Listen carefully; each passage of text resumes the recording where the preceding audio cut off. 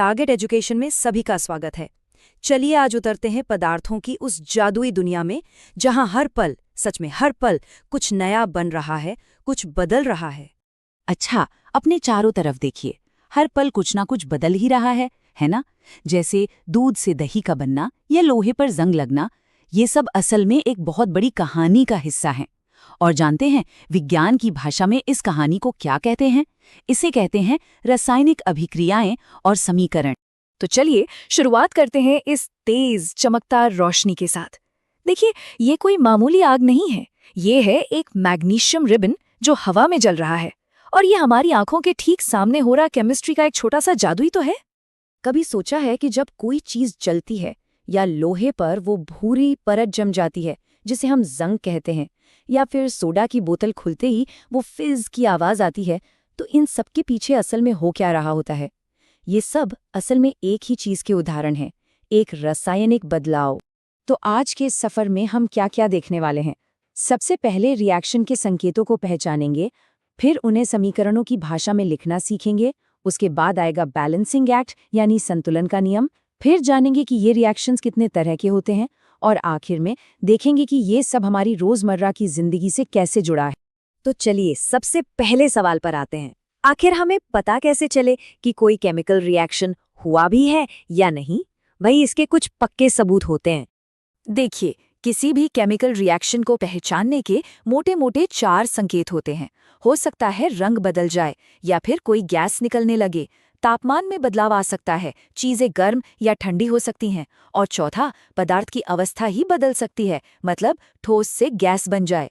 चलिए एक एक करके इनको जरा करीब से देखते हैं। तो पहला संकेत है रंग में बदलाव। इसका एक क्लासिक उदाहरण है जब लेड नाइट्रेट और पोटेशियम आयोडाइड के घोल को मिलाया जाता है। जैसे ही ये मिलते हैं, तुरंत एक चमकीला पीला ठोस पदार्थ बन जाता है। ये एक साफ इशारा है कि भाई कुछ नया बन गया है। दूसरा संकेत, गैस का निकलना। सोचिए, जब जिंक के छोटे छोटे दानों पर एसिड डाला जाता है तो क्या होता है? हाइड्रोजन गैस के बुलबुले निकलने लगते हैं फिज के साथ। ये भी एक पक्का सबूत है कि रिएक्शन हो रहा है। तीसरा, टेम्परेचर में बदलाव। आपने देखा होगा जब बिना बुझे चूने में पानी मिलाते हैं तो वो बर्तन एकदम गर्म हो जाता है। जानते हैं क्यों? क्योंकि ये एक ऐसी रिएक्शन है जो गर्मी बाहर निकालती है। इसीलिए ऐसी रिएक्शंस को हम ऊष्माक्षेपी या एक्सोथर्मिक कहते हैं। और हमारा चौथा और आखिरी संकेत है अवस्था में बदलाव, यानी चेंज इन स्टेट। इसका सबसे बढ़िया उदाहरण है मोमबत्ती का जलना। ठोस मोम जलता है और कार्बन डाइऑक्साइड गैस में बदल जाता है। देखा, सॉलिड से सीधे गैस, यहाँ तो पदार्थ की पूरी अवस्था ही बदल गई। ठीक है, तो हमने ये तो देख लिया कि रिएक्शन के सबूत क्या हैं, पर सवाल ये है कि वैज्ञानिक इन बदलावों को कह सकते हैं, रिकॉर्ड कैसे करते हैं, कागज पर कैसे लिखते हैं? इसके लिए वो एक खास भाषा का इस्तेमाल करते हैं। ये भाषा बहुत सीधी सादी है।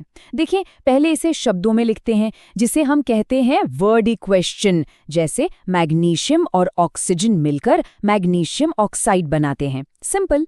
फिर इसे और छोटा और सटीक बनाने के लिए केमिकल सिंबल्स का इस्तेमाल होता है, और ये बन जाता है हमारा स्केलेटल इक्वेशन, Mg+O2 से बना Mg। लेकिन कहानी यहाँ खत्म नहीं होती। केमिस्ट्री का एक गोल्डन रूल है, एक ऐसा नियम जिसे हमें मानना ही पड़ता है, और वो है इन समीकरणों को बैलेंस करना। और ये नियम है law of conservation of mass, यानी द्रव्यमान संरक्षण का नियम। अब ये सुनने में थोड़ा भारी लग सकता है, पर इसका मतलब बहुत आसान है। ये बस इतना कहता है कि आप जितनी चीजों से कुछ बनाना शुरू करते हैं, आखिर में आपको उतनी ही चीज मिलेगी, बस उसका रूप बदल जाएगा। मतलब किसी भी केमिकल रिएक्शन में न तो कुछ नया बनता है, न ही कुछ नष्ट होता है। इसे ना एक तराजू की तरह समझिए। एक पलड़े पर है रिएक्टेंट्स, यानी वो चीजें जिनसे रिएक्शन शुरू हुआ, और दूसरे पलड़े पर है प्रोडक्ट्स, यानी वो जो रिएक्शन के बाद बना। तो द्रव्यमान संरक्षण का नियम ये कहता है कि ये दोनों पलड़े हमेशा बराबर रहने चाहिए। इसीलिए हम इक्वेशन को बैलेंस करते हैं, ताकि दोनों तरफ हर एलिमेंट के एटम्स की संख्या बिल्कुल बराबर। तो अब हम इक्वेशन लिखना और उसे बैलेंस करना दोनों सीख गए हैं। तो अब आगे बढ़ते हैं और देखते हैं कि ये रिएक्शंस कितने तरह की होती हैं। मजे की बात यह है कि ये बस रैंडम नहीं होती, बल्कि कुछ खास पैटर्न फॉलो करती हैं। इन रिएक्शंस को उनके पैटर्न के हिसाब से अलग अलग परिवारों में बांटा जा सकता है, कह सकते हैं अलग अलग टाइप्स में। इनमें से कुछ मेन टाइप्स हैं कॉम्बिनेशन, डीकम्पोजिशन और डिस्प्लेसमेंट। अब इनमें से दो सबसे बेसिक टाइप एक दूसरे के एकदम उल्टे हैं।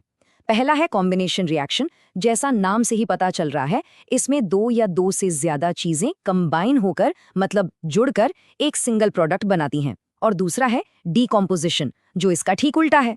इसमें एक अकेली चीज टूटकर दो या ज्यादा सिंपल चीजों में बट जाती है। तो एक में जुड़ना, दूसरे में टूटना, सिंपल। ठीक है, ये सारी थ्योरी तो अच्छी है, पर सवाल ये है कि हमारी असल दुनिया में इसका क्या काम? ये सब जानना जरूरी क्यों है? चलिए कुछ रोजमर्रा की जिंदगी के उदाहरणों से समझते हैं। तो पहला सवाल, हम सब सांस लेते हैं, राइट? इस प्रोसेस को रेस्पिरेशन या श्वसन कहते हैं। तो सवाल ये है कि इसे एक एक्सोथर्मिक यानी ऊष्माक्षेपी रिएक्शन क्यों माना जाता है? इसका जवाब छिपा है हमारी एनर्जी में। दरअसल जब हम सांस लेते हैं तो हमारे खाने से मिला ग्लूकोज ऑक्सीजन के साथ मिलकर टूटता है और इसी प्रोसेस में वो एनर्जी रिलीज होती है जिससे हमारा शरीर चलता है, हमारे सारे काम होते हैं। सच कहें तो यही एनर्जी हमें जिंदा रखती है। अच्छा, एक और मजेदार सवाल। कभी ध्यान दिया है कि जब घर में सफेदी होती है तो दीवारें तुरंत नहीं बल्कि 2-3 दिन बाद ज्यादा चमकने लगती हैं? ऐसा क्यों होता है? वजह है एक स्लो केमिकल रिएक्शन। सफेदी में जो कैल्शियम हाइड्रोक्साइड होता है ना, वो हवा की कार्बन डाइऑक्साइड के साथ धीरे धीरे रिएक्ट करता है और इसी रिएक्शन से बनती है कैल्शियम कार्बोनेट की एक पतली और चमकदार परत जो दीवारों को वो शाइन देती है। तो ये सब हमें एक आखिरी सवाल पर लाकर छोड़ता है। जरा सोचिए, ठीक इसी वक्त हमारे चारों ओर ऐसी कितनी ही केमिकल रिएक्शंस हो रही हैं जिन्हें हम देख भी नहीं पा रहे। हमारे पेट में खाना पचने से लेकर हमारे फोन की बैटरी के काम करने तक केमिस्ट्री सच में हर जगह है, हर पल काम कर रही है। तो केमिस्ट्री की इस दुनिया में आज हमारे साथ इस सफर पर बने रहने के लिए बहुत बहुत शुक्रिया। और हाँ, अगर इस पूरे विश्लेषण की PDF चाहिए तो वो हमारे टेलीग्राम चैनल पर मिल जाएगी। कनेक्शन बनाए रखिए और सीखते रहिए।